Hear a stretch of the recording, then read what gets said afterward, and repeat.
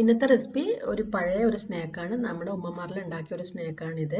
നെയ്യട എന്നാണ് പറയുക. വളരെ എളുപ്പത്തിൽ നല്ല ടേസ്റ്റി ആയിട്ട് നമുക്കിത് ഉണ്ടാക്കാൻ പറ്റും. അപ്പോൾ ഇതെങ്ങനെയാണ് തയ്യാറാക്കുന്നത് നോക്കാം. നമുക്ക് ആദ്യം ഇതിന് വേണ്ടിയിട്ട് ഒരു ബാറ്റർ തയ്യാറാക്കണം. ഞാനിവിടെ ഒരു ബൗളിലേക്ക് 1 കപ്പ് മൈദ എടുത്തിട്ടുണ്ട്. ഇനി നമുക്കിതിലേക്ക് 1 കപ്പ് പാൽ ഒഴിച്ചു കൊടുക്കുക. 1 കപ്പ് മൈദക്ക് 1 കപ്പ് പാലാണ് ഞാനിവിടെ ഒഴിക്കുന്നത്. നിങ്ങൾക്ക് വേണമെങ്കിൽ കുറച്ച് വെള്ളം വേണമെങ്കിൽ വെള്ളം ഒഴിച്ചു കൊടുക്കുക പാലിൻ്റെ ഒന്നിച്ചിട്ട്. നമ്മുടെ ഈ ഒരു ബാറ്റർ കുറച്ച് ലൂസായിരിക്കണം. ഇനി നമുക്കിതിലേക്ക് 1/2 കപ്പ് പഞ്ചസാര കൂടി ചേർത്ത് കൊടുക്കാം. നിങ്ങളിത് ഒന്ന് മിക്സ് ചെയ്തിട്ട് നോക്കിയിട്ട് ആവശ്യമെങ്കിൽ വെള്ളമോ പാലോ വീണ്ടും ഒഴിച്ചു കൊടുക്കുക. ഞാൻ പറഞ്ഞതുപോലെ കുറച്ച് ലൂസായിട്ടുള്ള ബാറ്ററാണ് നമുക്ക് വേണ്ടത്. ഇത് നമുക്ക് ഒരു വിസ്ക് വെച്ചിട്ട് അല്ലെങ്കിൽ മിക്സിയുടെ ജാറിലേക്ക് ഇട്ടിട്ടോ ഒന്ന് അടിച്ചെടുത്താൽ മതി. ഒട്ടും തന്നെ കട്ടയില്ലാത്ത വിധത്തിൽ നല്ല ലൂസായിട്ട് അടിച്ചെടുക്കണം. അപ്പോൾ ഞാനിതിലേക്ക് ഉപ്പ് ചേർത്തിട്ടില്ല. നമുക്കിതിലേക്ക് ആവശ്യത്തിന് ഉപ്പ് കൂടി ചേർത്ത് കൊടുക്കാം. അപ്പോൾ നമ്മുടെ ബാറ്റർ ഇവിടെ റെഡി ആയിട്ടുണ്ട്. ഇനി നമുക്ക് ഒരു മുട്ടയുടെ മിക്സ് തയ്യാറാക്കണം. ഞാനിവിടെ 5 മുട്ടയാണ് എടുത്തിട്ടുള്ളത്. മുട്ടയുടെ അളവ് നിങ്ങളുടെ ഇഷ്ടാനുസരണം നിങ്ങൾക്ക് കൂടുതൽ വേണമെങ്കിൽ കൂടുതൽ ചേർക്കുക, അല്ലെങ്കിൽ ഒരു 3-4 മുട്ട ചേർത്താലും മതി. ഈ ഒരു 5 മുട്ടയിലേക്ക് ഞാൻ 1/2 കപ്പ് പഞ്ചസാര ചേർക്കുന്നുണ്ട്. നമ്മൾ മൈദയിലേക്ക് 1/2 കപ്പ് പഞ്ചസാരയാണ് ചേർത്തത്. അതേപോലെ 1/2 കപ്പ് പഞ്ചസാര ഈ ഒരു മുട്ടയിലേക്കും കൂടി ചേർക്കുന്നുണ്ട്.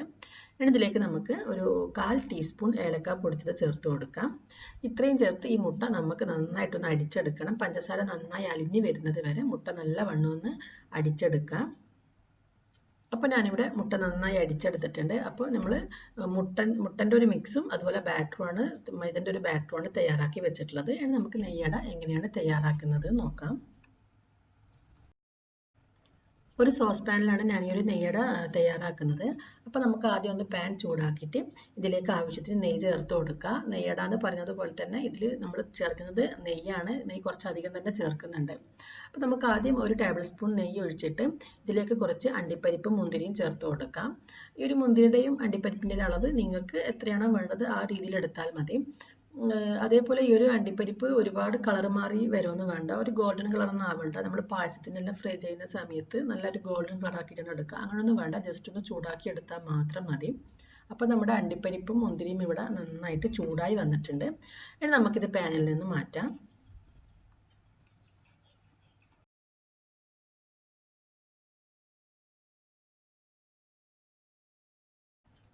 ഇനി നമുക്ക് ഈ പാനിലേക്ക് 1 ടേബിൾ സ്പൂൺ നെയ്യ് കൂടി ചേർത്ത് കൊടുക്കാം.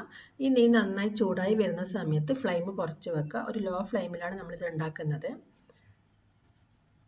അപ്പോൾ നെയ്യ് നന്നായി ചൂടായിട്ടുണ്ട്. ഫ്ലെയിം കുറച്ചതിന് ശേഷം നമുക്ക് ബാറ്റർ ഒഴിച്ചു കൊടുക്കാം. നമ്മൾ ഫസ്റ്റ് ഒഴിക്കുന്ന ബാറ്റർ കുറച്ച് കട്ടിയിൽ തന്നെ ഒഴിക്കണം.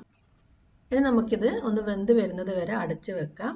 അതിനുശേഷം നമുക്ക് ഇതിൻ്റെ മുകളിലേക്ക് കുറച്ച് നെയ്യ് ഒഴിച്ചു കൊടുക്കുക, വീണ്ടും നെയ്യ് ഒഴിച്ചു കൊടുക്കുക. എന്നിട്ട് അതിൽ നമ്മൾ നേരത്തെ തയ്യാറാക്കി വെച്ച മുട്ടൻ്റെ മിക്സ് ഒഴിച്ചു കൊടുക്കാം. ഈ ഒരു മുട്ടൻ്റെ മിക്സ് ഒഴിച്ചിട്ട് അതിൻ്റെ മുകളിലേക്ക് നമുക്ക് കുറച്ച് അണ്ടിപ്പരിപ്പും മുന്തിരി ഇട്ട് കൊടുക്കുക, വീണ്ടും അടച്ച് വെക്കുക. പിന്നെ എന്നിട്ട് ആ ഒരു മുട്ട വെന്ത് വരുന്ന സമയത്ത് വീണ്ടും നമ്മൾ മൈദയുടെ മാവ് ഒഴിച്ചു കൊടുക്കാം. അങ്ങനെ നമുക്ക് ലെയറായിട്ട് ഈ ഒരു നെയ്യട തയ്യാറാക്കാം. നമ്മൾ ഏറ്റവും അടിഭാഗത്ത് മൈദ ഒഴിക്കണം, അതേപോലെ മുകൾ ഭാഗത്തും മൈദ വരണം. ആ രീതിയിൽ വേണം നമ്മൾ ഒഴിക്കാൻ വേണ്ടിയിട്ട്. നമ്മൾ ഈ ഒരു മുട്ടൻ്റെയും മൈദൻ്റെയും ഓരോ ലെയറിലും നമ്മൾ ആവശ്യത്തിന് നെയ്യ് ഒഴിച്ചു കൊടുക്കണം. കുറച്ചധികം തന്നെ നെയ്യ് നമ്മൾ ഇതിന് ചേർക്കുന്നുണ്ട്. അപ്പോൾ ഞാനിവിടെ മാവും മുട്ടയും മുഴുവനും ഒഴിച്ച് കഴിഞ്ഞിട്ടുണ്ട്. ഇനി നമുക്കിതിന് ഒരു മുകൾ ഭാഗം നന്നായിട്ട് വെന്ത് വരുന്നത് വരെ ലോ ഫ്ലെയിമിൽ വെച്ച് അടച്ചിട്ട് വേവിച്ചെടുക്കാം. അപ്പോൾ ഇതിൻ്റെ മുകൾ ഭാഗം നന്നായി വെന്ത് വന്നിട്ടുണ്ട്. ഇനി നമുക്ക് ഇത് മാറ്റിയിട്ട് നമുക്കൊരു ഫ്രൈയിങ് പാൻ വെച്ച് കൊടുക്കുക. എന്നിട്ട് അതിലേക്ക് ആവശ്യത്തിന് നെയ്യ് ചേർത്ത് കൊടുക്കുക.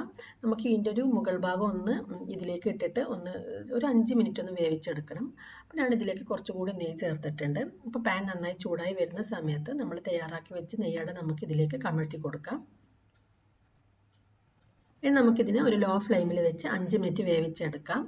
അപ്പോൾ നമ്മുടെ നെയ്യട ഇവിടെ റെഡി ആയിട്ടുണ്ട്. നമുക്കിതൊന്ന് തണുത്തതിന് ശേഷം നമ്മുടെ ഇഷ്ടാനുസരണം നമുക്കിതിനെ കട്ട് ചെയ്തെടുക്കാം. അപ്പോൾ നിങ്ങൾ എല്ലാവരും ട്രൈ ചെയ്ത് നോക്കണം. വളരെ എളുപ്പമാണ്. മുട്ടയും മൈദയും ഉണ്ടെങ്കിൽ നമുക്ക് വളരെ എളുപ്പത്തിൽ തയ്യാറാക്കാൻ പറ്റുന്ന നല്ല ടേസ്റ്റി ആയിട്ടുള്ള ഒരു സ്നാക്കാണ്. അപ്പോൾ നിങ്ങൾ എല്ലാവരും ഇത് ട്രൈ ചെയ്ത് നോക്കിയിട്ട് ഇതിൻ്റെ ഫീഡ്ബാക്ക് അറിയിക്കാം.